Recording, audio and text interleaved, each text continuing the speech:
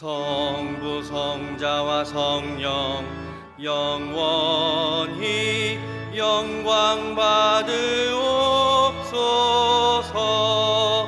태초로 지금까지 또 길이 영원 무궁 성삼위께 영광. 아멘. 예수께서 이르시되 나는 부활이요 생명이니 나를 믿는 자는 죽어도 살겠고 무릇 살아서 나를 믿는 자는 영원히 죽지 아니하리니 이것을 내가 믿느냐. 하나님은 영이시니 예배하는 자가 영과 진리로 예배할지니라.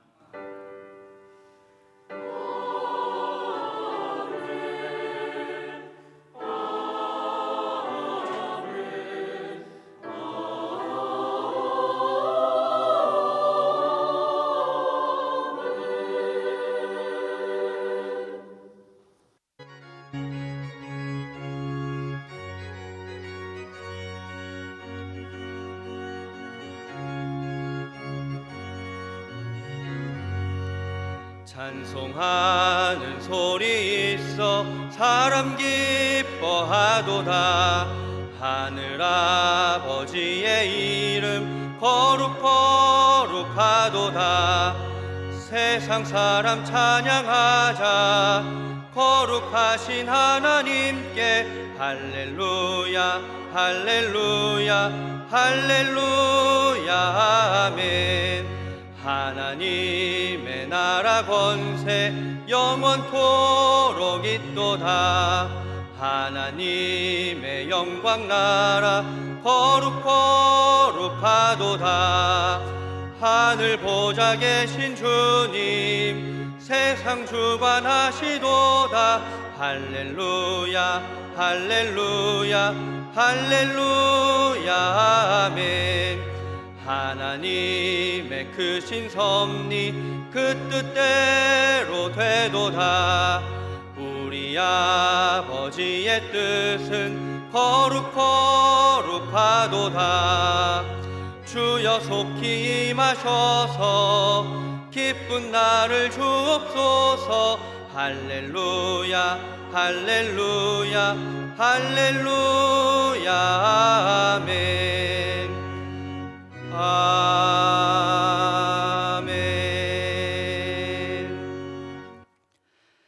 찬양과 영광을 받으실 하나님 아버지, 부활의 감격이 생생하게 살아있는 부활절 두 번째 주일 저희들을 예배의 자리로 초청해 주시니 감사드립니다. 부활하신 몸으로 찾아오셔서 제자들에게 보이신 것 같이 주님, 오늘 예배하는 저희들에게도 찾아와 주시고 절망과 탄식과 두려움 가운데 있는 저희에게도 평안하라 말씀해 주옵소서. 예배를 통해 우리 심령에 참된 소망이 넘쳐나길 바라오며 부활하신 예수님의 이름으로 기도하옵나이다. 아멘.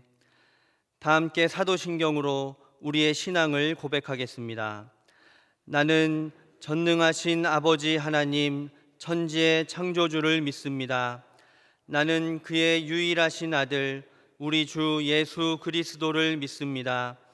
그는 성령으로 잉태되어 동정녀 마리아에게서 나시고 본디오 빌라도에게 고난을 받아 십자가에 못 박혀 죽으시고 장사된 지 사흘 만에 죽은 자 가운데서 다시 살아나셨으며 하늘에 오르시어 전능하신 아버지 하나님 우편에 앉아 계시다가 거기로부터 살아있는 자와 죽은 자를 심판하러 오십니다.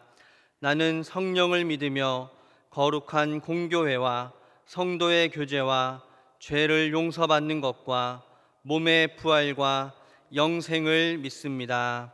아멘. 지난 한 주간 동안 하나님께 고백하지 않은 죄를 참회하는 기도를 드리겠습니다.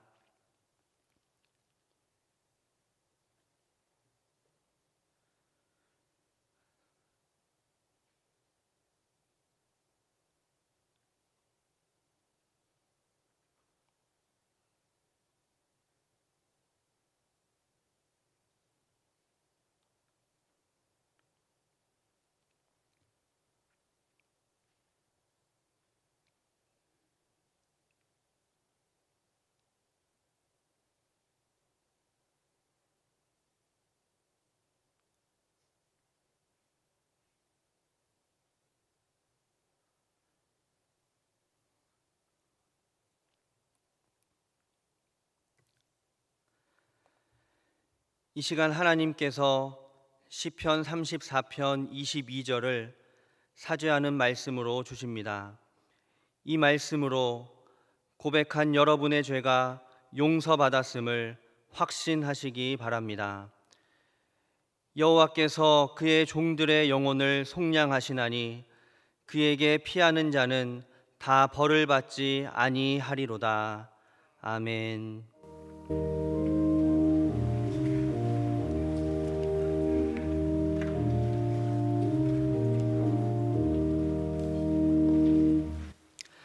성시교독 52번 시편 119편입니다.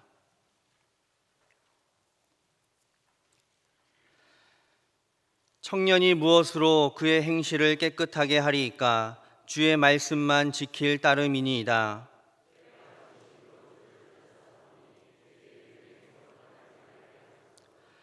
내가 주께 범죄하지 아니하려 하여 주의 말씀을 내 마음에 두었나이다.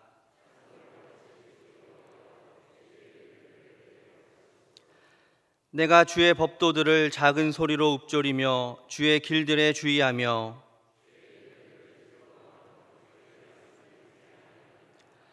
주의 법이 나의 즐거움이 되지 아니하였다면 내가 내 고난 중에 멸망하였으리이다.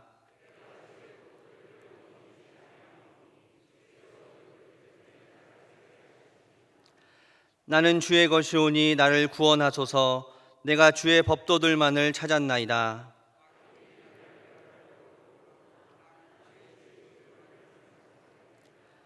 내가 보니 모든 완전한 것이 다 끝이 있어도 주의 계명들은 심히 넓으니이다.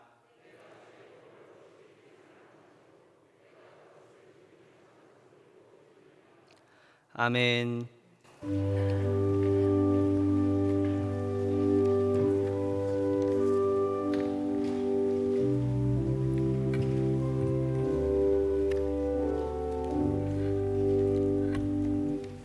살아계셔서 우리의 삶을 주관하시는 거룩하시고 은혜로우신 하나님 아버지, 찬양과 영광을 드립니다. 우리를 자녀로 삼으시고 순간순간 사랑으로 인도하시고 이 시간 주님 앞에 나와 신령과 진정으로 예배를 드리게 하심을 감사드립니다. 주님, 예배드리기에 앞서 한 주간에 있었던 저희들의 삶을 돌이켜봅니다. 주님의 뜻대로 사는 향기 넘치는 생활이 되지 못했음을 고백하지 않을 수 없습니다. 저희는 많은 위선과 거짓 속에서 지낼 때가 많았고 연약함과 추한 모습 속에서 괴로워할 때가 많이 있었습니다. 주님께 감사하는 생활이 되기보다는 불미스러움을 가득 품은 채 하루하루를 살았습니다. 이 시간 십자가의 보혈의 공로를 의지하여 회개하오니 긍휼히 여기시고 용서하여 주시옵소서. 우리를 예수 그리스도의 신실한 증인 삼으신 주님, 열방을 예배하는 자들로 부르시고 우리를 하나님의 도구로 사용하시니 참으로 감사합니다. 오대장 육제주에서 복음을 위해 수고하고 헌신하는 모든 선교사들에게 성령의 권능을 더해 주시고 그들의 발걸음이 닿는 곳에 성령의 임재하심을 드러나게 하시고 그들의 손길에 닿는 곳마다 하나님의 기적이 나타나게 하시옵소서. 코로나19 바이러스가 속히 소멸되어 하나님을 더욱 뜨겁게 섬기는 성도들 되게 하시옵소서. 차별금지법에 성소수자와 동성애를 옹호하는 법안이 포함되지 않도록 역사하여 주시옵소서. 온 나라의 혼란을 가져온 망국적인 부정 투기의 뿌리가 완전히 뽑힐 수 있도록 도와주시옵소서. 이 시간 말씀을 증거하시는 주의 사자 위에 함께 하시고 영과 육이 강건케 하시며 말씀을 전할 때 큰 능력이 나타나는 시간이 되게 하시고 말씀을 사모하는 마음으로 예배드리는 모든 성도들이 예배를 통해 복을 받게 하여 주시옵소서. 기쁜 마음으로 찬양하는 할렐루야 찬양대 위에 함께 하셔서 온전히 하나님께만 영광 돌리도록 하여 주시고 주님을 향한 열정이 날이 갈수록 더하게 하시며 더 깊이 주님과 만나는 삶을 살 수 있도록 인도하여 주시옵소서. 예수님 이름으로 간절히 기도드립니다. 아멘.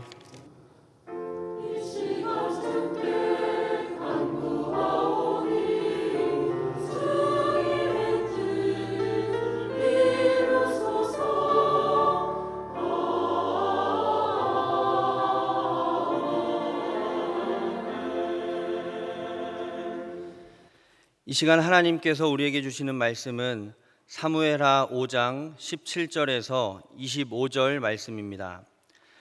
제가 보는 성경으로 구약 471쪽입니다.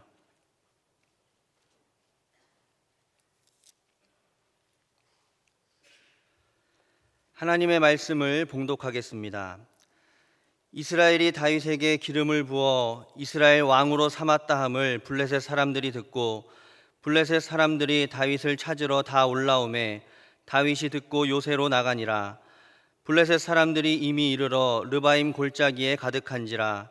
다윗이 여호와께 여쭈어 이르되 내가 블레셋 사람에게로 올라가리이까 여호와께서 그들을 내 손에 넘기시겠나이까 하니 여호와께서 다윗에게 말씀하시되 올라가라 내가 반드시 블레셋 사람을 내 손에 넘기리라 하신지라. 다윗이 바알 브라심에 이르러 거기서 그들을 치고 다윗이 말하되 여호와께서 물을 흩음같이 내 앞에서 내 대적을 흩으셨다 하므로 그곳 이름을 바알 브라심이라 부르니라. 거기서 블레셋 사람들이 그들의 우상을 버렸으므로 다윗과 그의 부하들이 치우니라. 블레셋 사람들이 다시 올라와서 르바임 골짜기에 가득한지라. 다윗이 여호와께 여쭈니 이르시되 올라가지 말고 그들 뒤로 돌아서 뽕나무 숲을 맞은편에서 그들을 기습하되 뽕나무 꼭대기에서 걸음 걷는 소리가 들리거든 곧 공격하라. 그때에 여호와가 너보다 앞서 나아가서 블레셋 군대를 치리라 하신지라. 이에 다윗이 여호와의 명령대로 행하여 블레셋 사람을 쳐서 게바에서 게셀까지 이르니라. 아멘.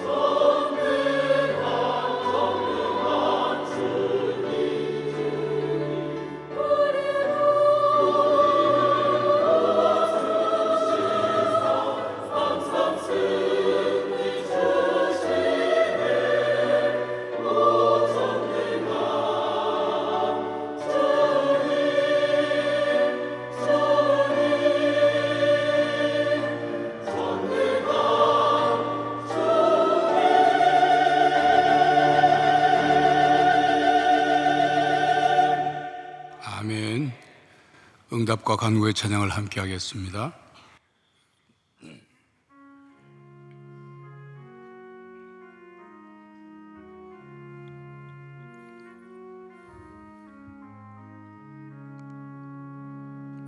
새롭게 하소서 주님, 상한 나의 마음을 새롭게 하소서 주님, 주님 마음 주소서. 내 안에 있는 모든 것들은 간절히 주님만 원합니다. 주님만 바라는 간절한 나의 마음 주님으로 채우소서. 내 안에 있는 모든 것들은, 내 안에 있는 모든 것들은 간절히 주님만 원합니다. 주님만 바라는 간절한 나의 마음 주님으로 채우소서. 성경 말씀 곳곳에 보면 하나님께 구하라, 간구하라, 기도하라, 쉬지 말고 기도하라, 이런 말씀들이 많이 나옵니다. 그리고 하나님께 기도하고 응답받은 그런 사건이 많이 곳곳에 나옵니다. 그리고 예수님은 친히 성부 하나님께 기도를 많이 했습니다. 그리고 우리들에게 기도의 중요성을 가르치셨습니다. 여러분, 꼭 그렇게 기도를 많이 해야 할까요? 또 하나님과의 관계가 중요하다면 우리가 어떤 마음의 자세로 기도를 해야 할까요? 이것은 신앙인들에게 있어서 매우 중요한 질문입니다. 오늘 본문 말씀에 전쟁에 직면한 다윗을 통해서 우리가 바로 그것을 깨달아 보고자 합니다. 다윗이 통일 이스라엘의 왕이 되었다는 소식을 들은 블레셋이 르바임 골짜기로 올라왔습니다. 르바임 골짜기는 예루살렘 성벽에서 가까운 지역입니다. 다윗의 정권이 뿌리 내리기 전에 제거하려고 하는 그런 시도죠.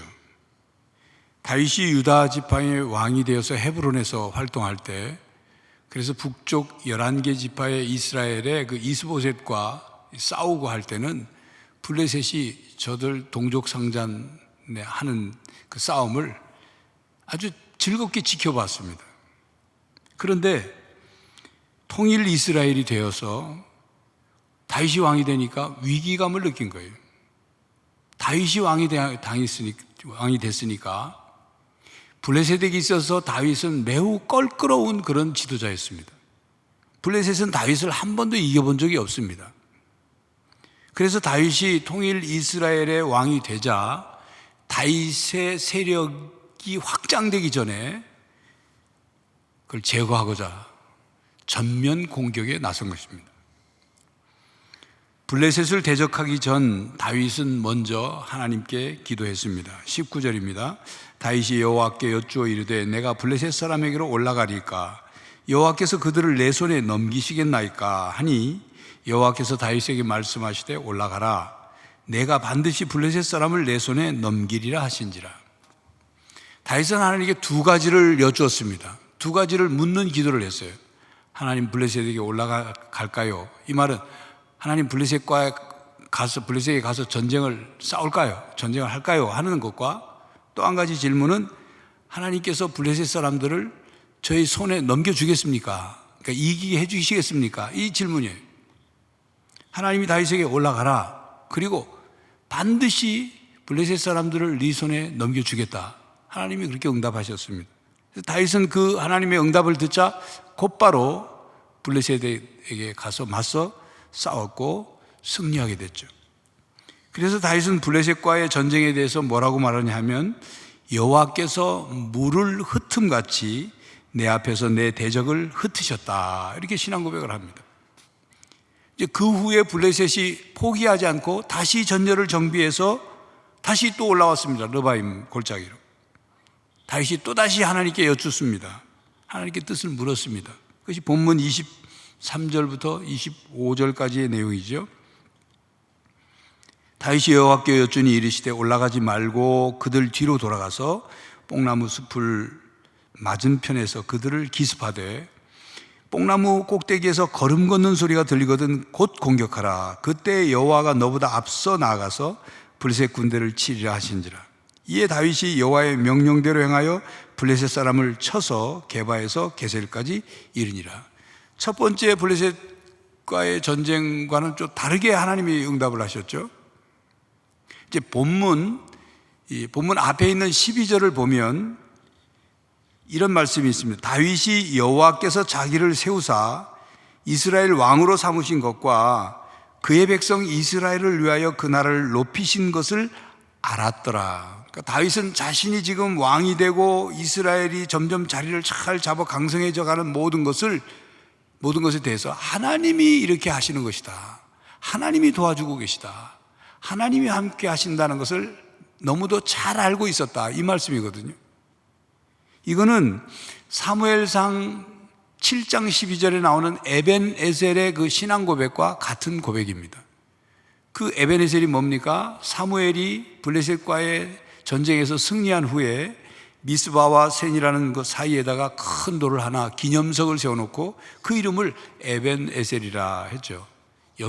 여호와께서 여기까지 우리를 도우셨다. 이런 뜻의 돌입니다. 기념석을 세웠어요.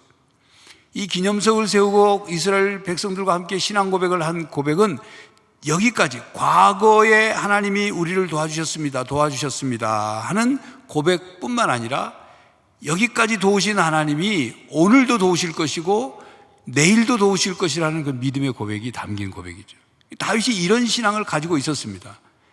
지금까지 지나온 모든 것에 대해서 하나님이 함께 하신다, 도우셨다. 그래서 다윗이 블레셋과의 1차 전쟁에서 승리한 후에 하나님이 2차 전쟁에서도 승리하게 해주실 것을 믿고 하나님께 다시 묻지 않고 그냥 전쟁에 나갈 수도 있었습니다. 그런데 다윗은 또다시 하나님께 기도했습니다. 하나님의 뜻을 물었습니다. 하나님의 인도하심을 또 지시하심을 묻고 기다렸습니다. 다윗의 겸손한 기도 신앙입니다. 다윗은 왕이 된 후에 승승장구하면서 교만해질 수도 있었고 또 전쟁 승리를 자기 영광으로 돌릴 수도 있었습니다.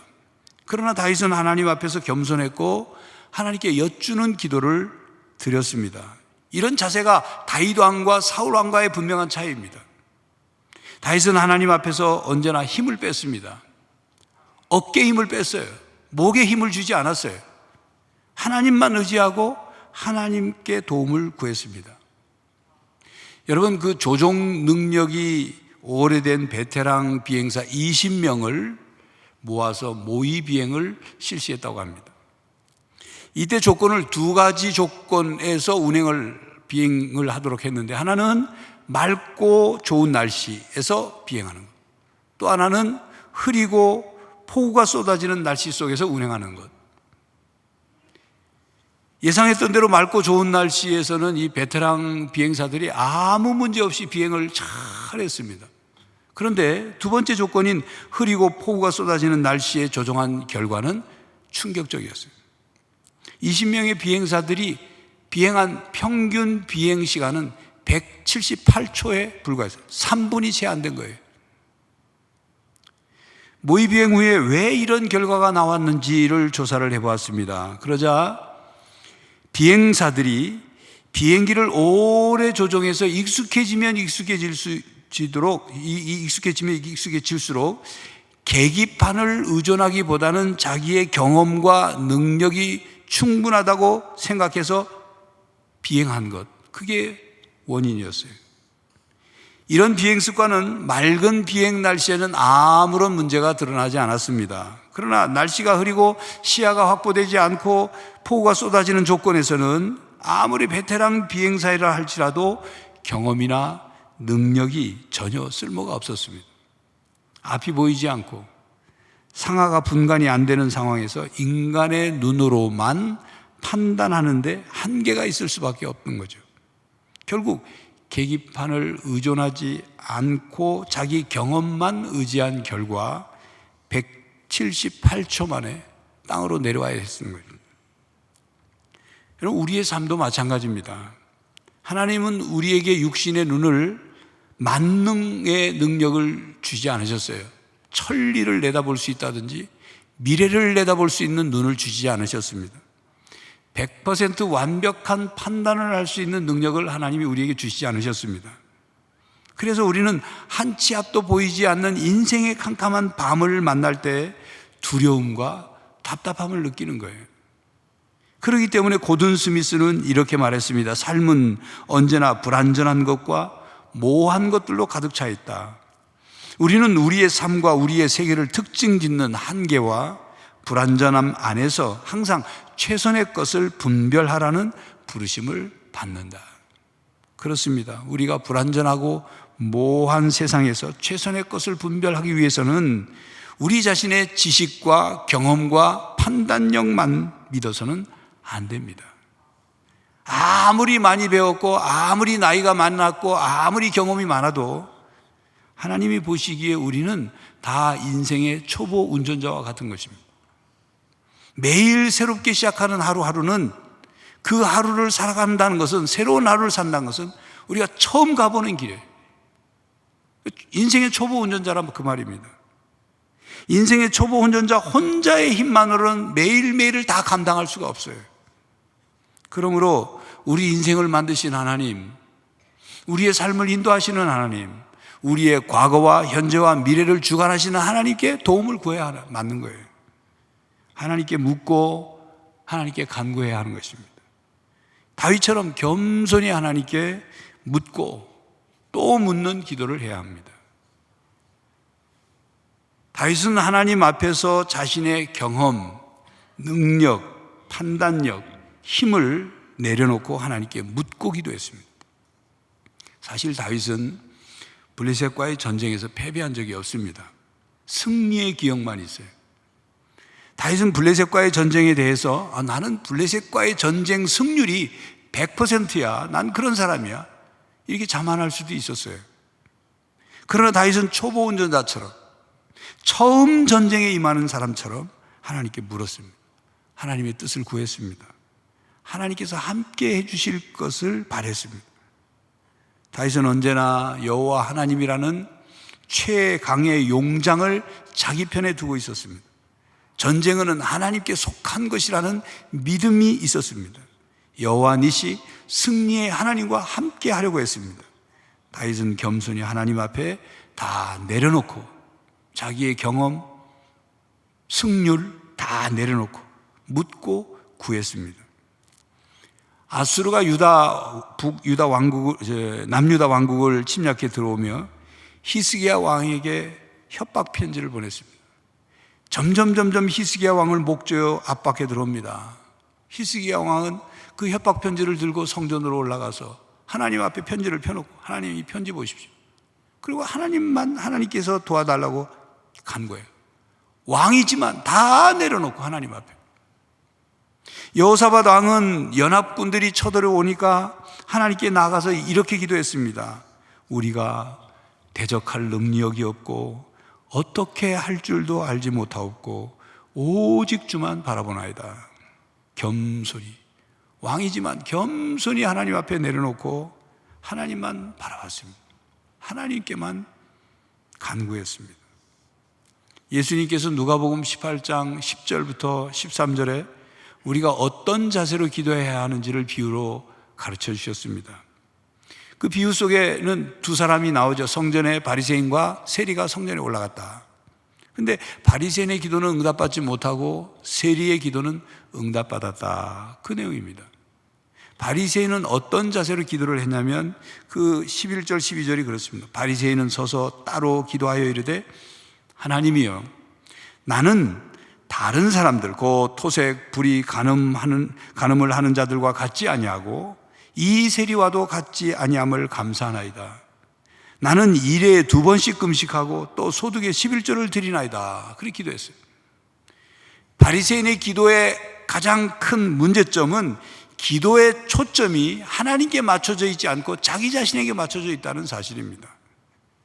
바리새인은 자만심이 가득해가지고 자기 행위를 다른 사람과 비교해가지고 하나님 앞에 뭐 자랑하듯이, 또 저들과 같지 않다고 교만해져가지고 하나님 앞에 교만한 자세로 기도하는 거예요. 반대로 세리는 하나님 앞에서 눈을 감히 하늘을 향해 들지도 못하고 가슴을 치면서 자기가 죄인임을 고백하고 하나님의 자비를 구해서 하나님이여 불쌍히 여기소서, 나는 죄인입니다. 나는 죄인이로소이다. 하나님 앞에서 자신은 자랑할 것이 없는 죄인이라는 것만 고백했습니다. 그러니까 세리는 하나님께 초점을 맞춘 거예요. 자신이 기도하는 하나님이 어떤 분인가, 그 하나님께 초점을 맞추게 되니까 자신을 낮출 수밖에 없고 겸손해질 수밖에 없는 거죠. 성도 여러분, 우리가 하나님과 기도할 때, 하나님께 기도할 때 하나님과 대화한다는 사실을 잊지 마시기 바랍니다. 하나님은 하나님이십니다. 하나님을 무슨 채무자 취급해서는 안 돼요. 하나님 앞에서 자신을 낮추고 하나님만 의지하고 하나님께 간구하는 자세로 기도해야 합니다. 그것이 다윗이 보여준 자세이고 히스기야 왕이 보여주고 여호사밧 왕이 보여주고 세리가 보여준 자세입니다. 그래서 예수님이 이렇게 말씀하시죠. 무릇 자기를 높이는 자는 낮아지고 자기를 낮추는 자는 높아지리라. 하나님께 겸손하게 여쭙는 기도, 그것이 자기를 낮추는 기도요, 겸손한 기도인 것입니다. 여기서 잠깐 우리가 기도할 때 기도의 내용과 표현에 대해서 한번 좀 점검하고 고쳐야 될 내용이 있어요. 어떤 사람은 하나님께 기도할 때 막 화가 난 사람처럼 기도를 해요. 하나님께 화를 내듯이. 또 어떤 사람은 하나님을 명령하듯이 기도해요. 또 어떤 사람은 하나님께 따지듯이 기도해요. 어떤 사람은 하나님을 가르치듯이, 하나님 이거 아닙니까? 이렇습니다, 저렇습니다. 하나님 앞에 자신이 누구인지, 어떤 자세로 기도해야 되는지를 돌아보시기 바랍니다. 우리의 기도를 들으시는 분은 사람이 아니에요. 하나님이십니다. 그걸 잊어서는 안 돼요. 다윗의 기도는 단지 전쟁에서 이길 것인지 질 것인지를 묻는 기도가 아니었습니다. 다윗의 기도는 무슨 코미디 프로에 나오는 부채도사에게 가서 이길 겁니까? 질 겁니까? 묻는 그런 게 아니었어요. 월드컵 축구 경기 이길 건지 질 건지 어느 팀이 이길 건지 문호한테 묻는 기도가 아니었어요. 하나님께 답만 얻고자 하는 기도가 아니었습니다. 순종하는 기도였어요. 하나님께 묻고 하나님께서 말씀하시는 대로 순종하려는 기도였습니다. 본문 23절 24절에 보면 하나님이 두 번째 블레셋 침략해 왔을 때 어떻게 하라고 지시를 하시죠? 25절에 다윗이 여호와의 명령대로 행하였다 말씀합니다. 말씀하시는 대로 순종하고자 하는 마음으로 기도한 거예요. 만약 하나님께서 다윗에게 블레셋에게 올라가지 말아라 그랬으면 아마 다윗은 안 올라갔을 거예요. 싸우러 가지 않았을 겁니다.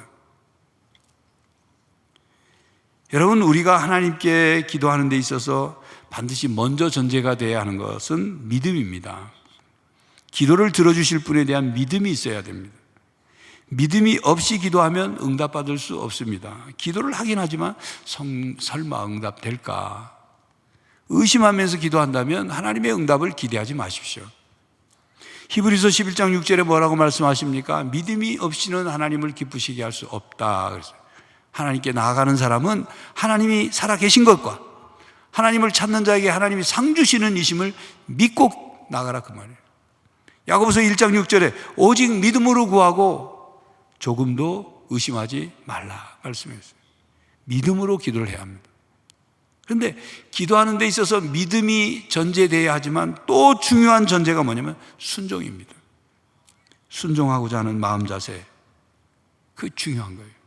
왜냐하면 기도는 나의 뜻과 소망을 하나님께 관철시키는 것이 아닙니다. 기도는 나의 욕심과 계획을 하나님을 통해서 이루어가는 것, 그것이 아닙니다. 내가 원하는 기도의 응답이 아니면 그걸 난 거절하고 패스시키는 그런 게 아닙니다. 기도는 하나님의 뜻을 묻는 것이고 하나님의 뜻이 이루어지기를 구하는 것이기 때문에 순종이 필요합니다. 순종하는 자세와 마음이 절대적으로 필요합니다. 기도는 내가 하나님의 뜻에 순종하는 것이지 내 뜻에 하나님을 순종시키는 게 아닙니다. 김재진 목사의 글 보면 이런 글이 나요. 순종 없는 기도는 오히려 하나님을 종으로 삼는 죄악이다. 그렇기 때문에 예수님께서 십자가에 못 박혀 돌아가시기 전 겟세마네 동산에서 기도하신 그 기도, 예수님의 기도는 하나님께 우리가 어떤 자세로 기도해야 되는지를 가르쳐 주시는 아주 모범적인 기도인 것입니다. 다윗이 하나님께 얼마나 순종을 잘하는지를 보여주는 이야기가 오늘 사무엘하 본문 뒤에 사무엘하 7장에 나옵니다. 하나님의 전적인 은혜로 다윗은 자신이 왕이 되고 나라가 통일이 되고 강성해지고 그러다 보니까 이웃 나라가 모든 건축자재를 보내고 목공까지 보내가지고 다윗의 왕궁을 져줬어요. 다윗이 그 왕궁 속에 지나면서 자신이 지나온 양떼를 거니면서 들판에서 잠자고 막 거니던 그때를 생각하고 또 사울왕에게 쫓겨서 막 광야에서 동굴로 그리고 또 블레셋 땅으로 막 헤매고 다니고 쫓겨다니던 때를 생각하다가 지금 그 왕궁 안에서 있는 자신을 보니까 어떤 마음이 들었겠어요? 하나님 앞에 죄송한 마음이 들었어요. 나는 이렇게 호화로운 왕궁에서 지내는데 하나님 성전이 없다. 그래서 이제 하나님의 성전을 짓고 싶어 했습니다. 그래서 사무엘하 7장 1절 2절에 보면 여호와께서 주위의 모든 원수를 무찌르사 왕으로 궁에 평안히 살게 하신 때에 왕이 선지자 나단에게 이르되 볼지어다 나는 백향목궁에 살거늘 하나님의 궤는 휘장 가운데 있도다. 그렇게 다윗이 선지자에게 말하니까 나단 선지자가 3절에 뭐라고 말하냐면 나단이 왕께 아뢰되 여호와께서 왕과 함께 계시니 마음에 있는 모든 것을 행하소서 하니라. 다윗의 마음에 계획한 대로 행하십시오. 선지자 나단도 성전 건축을 지지했습니다. 성전 건축 시작하십시오. 근데 하나님이 다윗의 이 마음을 아셨어요. 그래서 나단 선지자를 하나님이 부르셔서 나단 선지자에게 다윗은 건축하지 말라고 가서 전해라. 다윗은 건축하면 안 된다. 하나님이 성전 건축을 거절하시는 말씀을 다윗이 들었어요. 그런데 다윗은 하나님께 섭섭하거나 불평하거나 원망하지 않았어요. 그냥 받아들이고 그냥 순종했어요. 여러분 생각해 보세요. 다윗의 입장에서 성전 건축하는 것을 못하게 하시는 하나님이 이해가 되지 않을 수 있죠. 하나님의 거절을 받아들일 수가 없을 그런 마음이 될 수 있지 않습니까? 성전 건축할 재료가 다, 건축 재료가 다 준비되어 있어요. 나단 선지자도 성전 건축하십시오 하고 지지를 합니다. 성전을 잘 건축하면 하나님의 백성들이 성전 중심으로 모여서 하나님께 영광을 올려드리고 얼마나 보기 좋아요. 이건 객관적으로도 명분이 있는 일이고 하나님을 위해서도 아름답고 거룩한 성전을 지어드리는 것이 얼마나 귀중한 일인데 왜 하나님이 거절하시는지 다윗 입장에서 이해가 안 될 수 있지 않습니까? 하나님께서 다윗 너는 안 돼. 너는 성전 건축하면 안 돼. 이렇게 말씀하시는 것이 얼마나 섭섭하게 할 수 있겠어요? 얼마나 실망할 수 있겠어요? 그런데 다윗은 하나님의 말씀에 순종합니다. 이것이 다윗의 신앙 자세예요. 다윗이 오늘 보면 블레셋과의 전쟁에서 너는 이렇게 해라 하면 이렇게 하고 저렇게 해라 하면 저렇게 하는 그 신앙과 다윗의 그 순종 신앙이 다 이어져 있는 겁니다. 하나님의 뜻에 순종하는 신앙으로 우리는 기도해야 합니다. 그렇지 않을 때 우리 신앙이 꼬이게 돼요. 안 풀리는 거예요. 왜 응답 안 하실까? 왜 응답 안 하실까? 안 풀리는 거예요. 그러므로 아무리 열심히 기도한다고 해도 하나님의 뜻에 순종하려고 하는 신앙으로 기도하지 않으면 응답되지 않는다는 것을 우리는 알아야 합니다. 내가 얼마나 열심히 기도했는데 하나님이 응답 안 해주시나? 내가 아침 금식했는데 내가 밤낮으로 기도했는데 왜 응답하지 않으실까? 불평하지 마세요. 우리는 다윗을 통해서 분명히 깨달아야 할 것이 있습니다. 열심히 기도하는 것보다 더 중요한 것은 바르게 기도하는 것입니다. 하나님의 뜻에 맞게 기도하는 것, 하나님의 뜻에 순종하는 자세로 기도하는 것이 바른 기도입니다. 그렇기 때문에 야고보서 4장 3절에 구하여도 받지 못하면 정욕으로 쓰려고 잘못 구하기 때문이라는 말씀처럼 자기 욕심을 채우기 위해서 기도하는 건 응답받지 못합니다. 이기적인 기도, 자기중심적인 기도 응답받지 못합니다. 하나님의 그런 기도는 하나님의 뜻과 맞지도 않고 순종과도 먼 기도이기 때문입니다. 성도 여러분, 기도는 하나님과 나누는 영적 대화이니까 하나님과 뜻이 서로 통해야 그 대화의 결과가 나오지 않겠어요? 나 혼자만 말한다고 되는 게 아니잖아요. 나 혼자만 기도한다고 되는 게 아니잖아요. 하나님의 뜻을 분별하고 기도해야 한다 그 말입니다. 요한일서 5장 14절 15절에 그를 향하여 우리가 가진 바 담대함이 이것이니 그의 뜻대로 무엇을 구하면 들으심이라. 우리가 무엇이든지 구하는 바를 들으시는 줄 안즉 우리가 그에게 구한 그것을 얻은 줄을 또한 아느니라. 뭐라고 했습니까? 그의 뜻대로 무엇을 구하면 들으심이라. 예수님께서도 이런 말씀하셨습니다. 요한복음 15장 7절에 너희가 내 안에 거하고 내 말이 너희 안에 거하면 무엇이든지 원하는 대로 구하라. 그러면 이루리라. 주님의 말씀이 우리 안에 가득 있기 때문에 하나님의 뜻을 잘 찾아서 기도할 수 있는 거예요. 그러므로 우리 안에 주님의 말씀을 가득 담고 주님의 말씀으로 하나님의 뜻을 따라 기도하면 응답받는 기도를 드릴 수 있는 것입니다.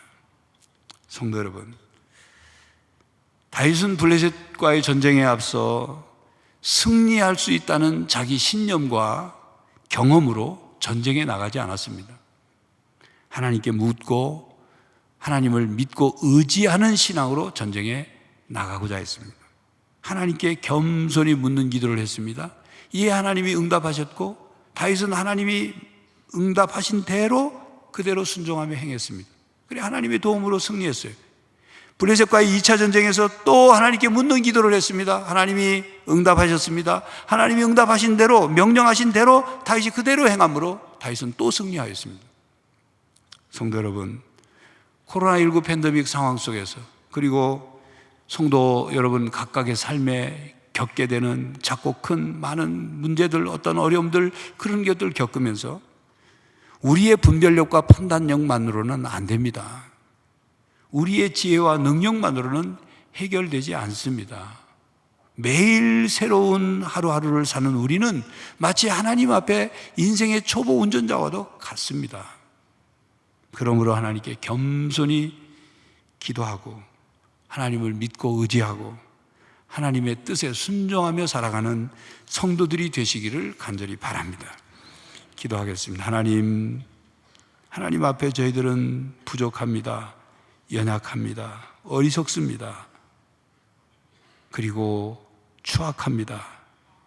그러나 주님 저희들을 하나님의 자녀 삼아주시고 믿음으로 기도하게 하셨사오니 저희들 하나님의 뜻을 깨닫고 그 뜻에 순종하는 신앙으로 기도하게 하셔서 우리의 기도가 응답되고 우리의 삶의 문제가 하나님의 뜻을 따라 놀라운 역사가 일어나게 하여 주시옵소서. 성령 하나님 우리를 도와 주시옵소서. 예수 그리스도의 이름으로 기도하옵나이다. 아멘.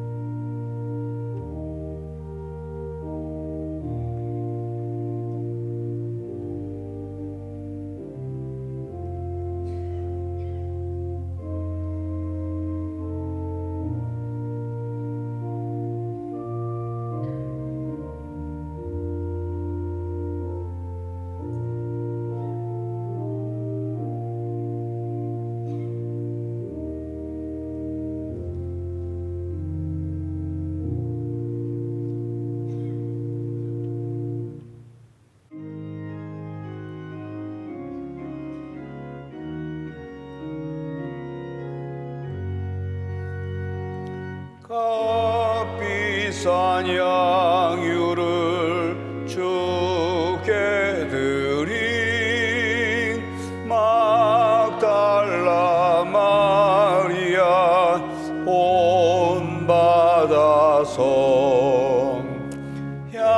향기로운 산제물 주님께 바치리 사랑의 주 내 주님께.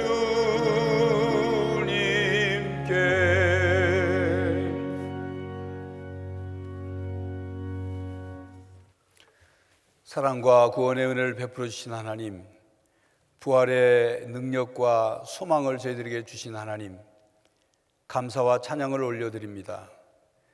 귀하고 복된 주일 저희들에게 허락해 주셔서 주께 예배할 수 있게 하여 주시니 감사합니다. 이제 성전에서 처소에서 드리는 예배를 기쁘게 받으시옵고 이 시간 주께 드리는 예물 또한 기쁘게 받아 주시옵소서.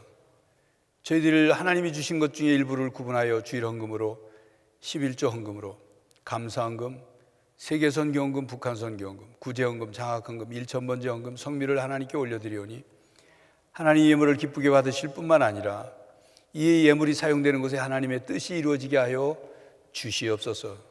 믿음으로 감사함으로 드렸사오니 약속하신 대로 하늘의 신령한 복과 땅의 기름진 복을 부어주시고 성도들의 손길이 닿는 곳마다 많은 열매를 거두게 하시며 나누고 베풀어도 차고 넘치게 하여 주시옵소서.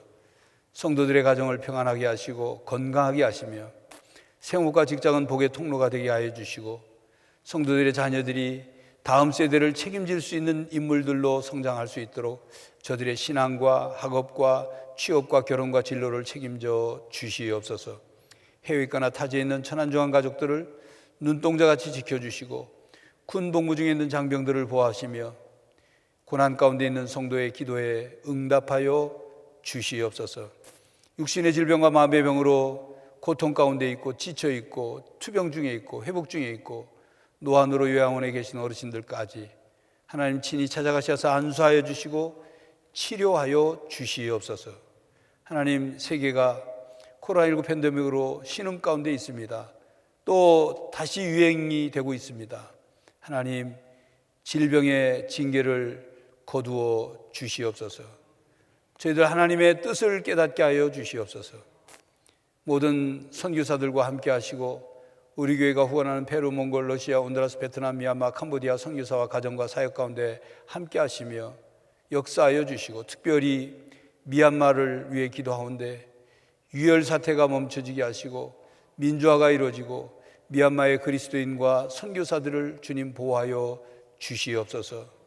또한 페루 호산나 학교에 교사들이 10여 명이 감염이 되어 많은 어려움을 겪고 있는데 하나님, 치유의 능력을 그곳에 행하여 주시옵소서. 대한민국을 새롭게 하시고 한국교회가 새로워지게 하시고 저희 교회 또한 세상의 희망이 될 수 있도록 사명을 감당하게 하여 주시옵소서.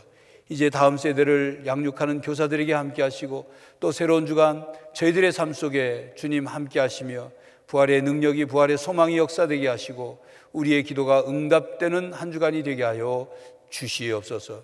예수 그리스도의 이름으로 기도하옵나이다. 아멘.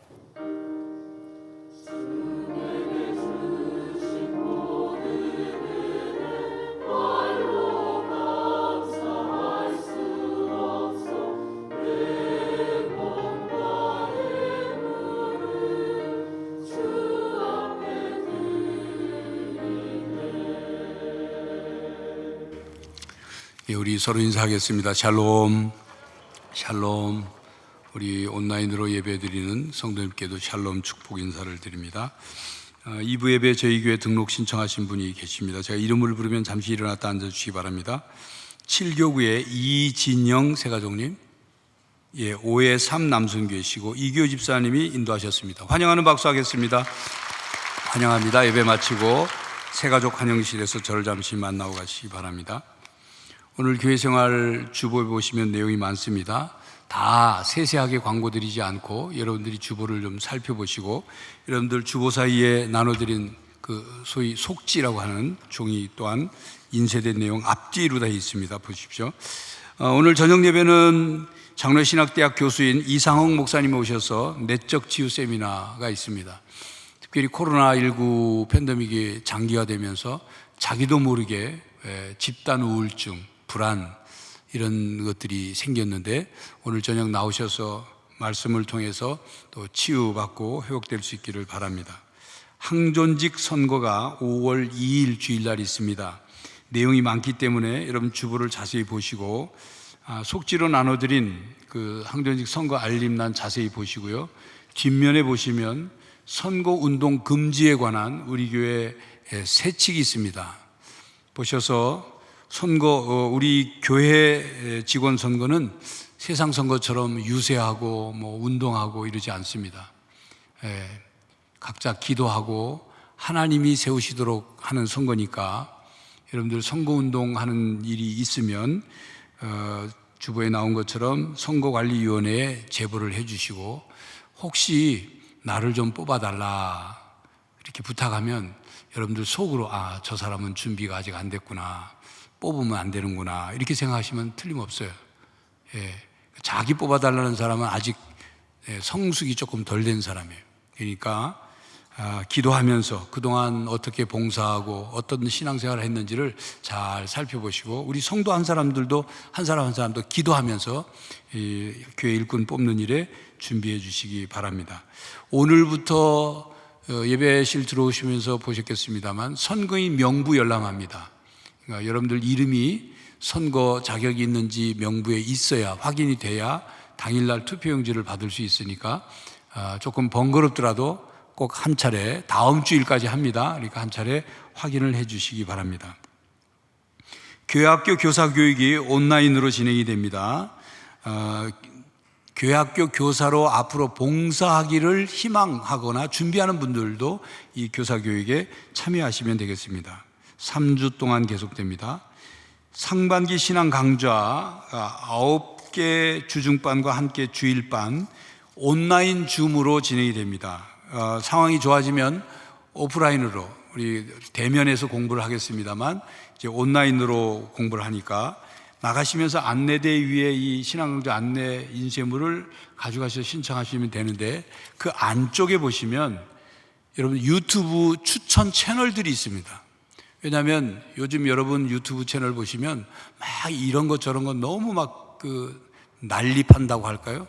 그러다가 잘못 들어가면 이단 사이트에 들어가요. 그래서 여러분들 참고하시라고 신앙생활에 도움이 되는 유튜브 채널 추천하는 내용이 안에 있으니까 신앙 강좌를 신청하지 않으실 분들도 한 부씩 가져가셔서 성경책에 끼워 놓으시고 유튜브 채널 참고해서 여러분 신앙에 도움이 되기를 바랍니다. 주일반 세례 입교 준비 오늘부터 교육이 있습니다. 유아세례 교육 및 문답은 4월 25일 주일 오후 다시 50분에 있고 5월 2일 주일 저녁 예배 시에 유아세례 있습니다. 준비해 주시기 바랍니다. 신청해 주시고 결혼 광고 있습니다. 5교구 12구역 유근원 씨, 장금숙 집사 차녀 유아영 양과 유재규 성도, 김혜숙 성도 차남 유윤상군의 결혼식이 17일 토요일 오후 4시 비렌티 웨딩홀 3층 베르테로 홀에서 있겠습니다. 축하해 주시기 바랍니다. 아까 우리 봉헌기도 하면서 중보기도를 기도를 했는데 특별히 우리 성도님께 기도 부탁드릴 것은 미얀마를 위해서 좀 기도 꼭 해주시고요. 미얀마가 지금 내전 일촉즉발입니다. 군부는 시위가 좀 줄어들었다 그렇게 해서 안정세에 들었다고 발표를 하지만 너무도 많은 어린아이 어른 할 것 없이 총을 겨누고 쏘니까 그 미얀마를 위해서 기도해 주시고 오용환 오세미 선교사를 위해서도 기도해 주시기 바랍니다. 아울러 우리 페루 선교회 소속인 그 페루 뿌깔바에 있는 호산나 학원의 교사들이 지금 10여 명이 감염이 돼서 페루는 지금 음압병도이니 격리 수용인 이런 게 전혀 시설이 지금 마비가 됐답니다. 각자 집에서 해야 되는데 그러다 보니까 가족이 감염되고 이웃이 감염되고 이런 일들이 벌어져서 특별히 호산나 학교 교사들 10여 명의 중학교 교사들을 위해서 꼭 기도해 주시기를 부탁을 드립니다. 지난주 나눠드린 금주의 말씀 우리 함께 외우도록 하겠습니다. 내가 여호와를 항상 내 앞에 모시며 그가 나의 오른쪽에 계심으로 내가 흔들리지 아니하리로다. 시편 16편 8절 말씀입니다. 감사합니다.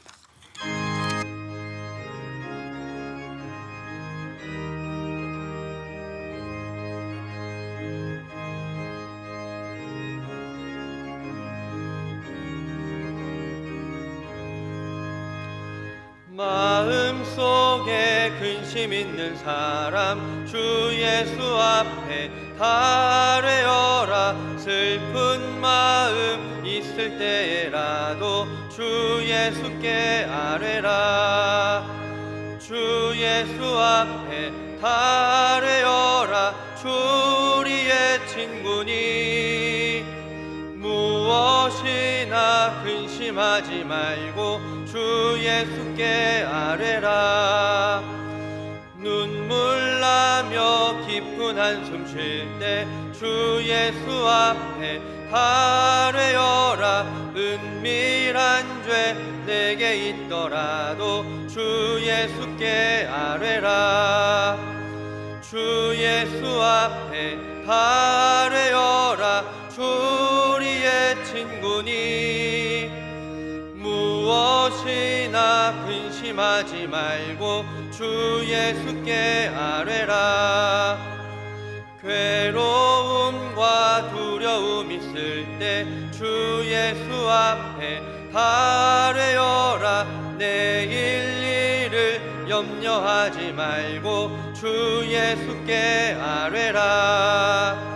주 예수 앞에 아뢰어라. 주 우리의 친구니 무엇이나 근심하지 말고 주 예수께 아뢰라. 죽음 앞에 겁을 내는 자여 주 예수 앞에 아뢰어라. 하늘나라 바라보는 자여 주 예수께 아뢰라. 주 예수 앞에 아뢰어라. 주 우리의 친구니 무엇이나 근심하지 말고 주 예수께 아뢰라. 성도 여러분, 하나님 앞에 겸손히 묻고 기도하십시오. 도움을 구하십시오. 내 경험과 지식과 능력만으로는 안 됩니다. 하나님의 뜻에 순종하는 신앙으로 기도하십시오. 그래야 하나님께서 함께 하시고 여러분을 도와주시기를 간절히 바랍니다. 지금은 우리 주 예수 그리스도의 은혜와 하나님 아버지의 사랑과 성령 하나님의 교통하심이 하나님께 겸손히 묻고 기도하며 순종하고자 하는 신앙으로 기도함으로 응답받는 삶을 살기로 다짐하는 모든 성도들과 가정과 삶의 터전 위에 이제로부터 영원히 함께 하시기를 간절히 축원하옵나이다. 아멘.